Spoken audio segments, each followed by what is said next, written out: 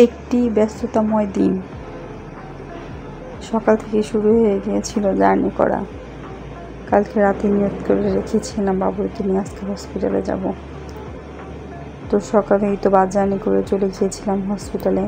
এবার গিয়ে হসপিটালে ওকে ডাক্তার দেখিয়ে আমরা 10টা-11টার দিকে বের হয়ে গিয়েছিলাম। এই তোর বাবা আবার বললো চলো যমুনা ফিউচার পার্কে যাই। তো ছেলেকে নিয়ে একটু যমুনা ফিউচার পার্কে ঘুরিয়ে নিয়ে আসলাম।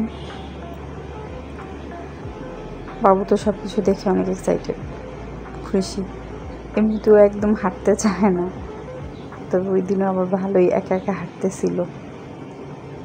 তারপরে ভাবলাম যেহেতু একটু সময় আছে তো বাবুকে একটু ঘোরায় নিয়ে যাই, তাই চলে আসলাম দিয়াবাড়ি থেকে ফায়াজকে একটু ঘুরিয়ে নেওয়ার জন্য আমরা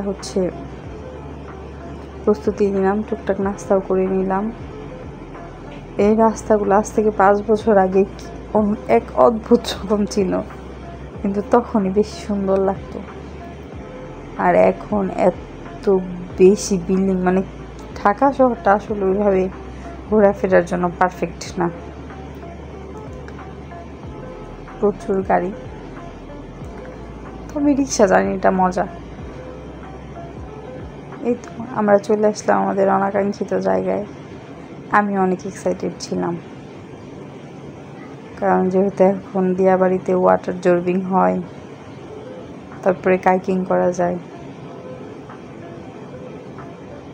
সেই সীতাকুণ্ড কাইকিং করেছিলাম অনেক বছর আগে। এটা দেখে আমি অনেক এক্সাইটেড, ছেলের বাবা অনেক খুশি, ছেলেও খুশি। তো আমরা চলে গেলাম প্রথমে কাইকিং করার জন্য। বাবু তো আবার এই প্রথম দেখলো এগুলো। কাইকিং এর টিকিট ছিল 200 টাকা করে।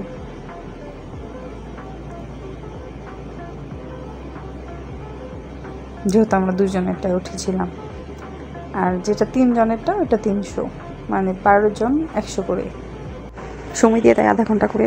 তারপরে পাশে মেলা ছিল, তো ফায়াসর বাবাকে নিয়ে খেলনায় উঠলো, ট্রেনে উঠলো। আমি আবার দাঁড়িয়ে ভিডিও করছিলাম।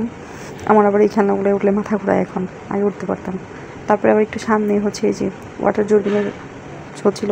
ওয়াটার জর্বিংয়ের প্রথমে উঠতে চেয়ে পরে ওঠা হয়নি, মানে দেখে কেমন উদ্ভুত লাগতেছিল কাছে যাওয়ার পর। এই তো তারপরে আমরা বাসায় আসার উদ্দেশ্যে ব্যাক করলাম। বাবু যেদিন কয়টা আইসক্রিম খাইছে, ওর তালে তালে আমরাও আইসক্রিম খাইছি। তো রাস্তাগুলো সুন্দরই আছে দিয়াবাড়ি। আজকের মতো এখানেই, বাই। সবাই ভালো থাকবেন।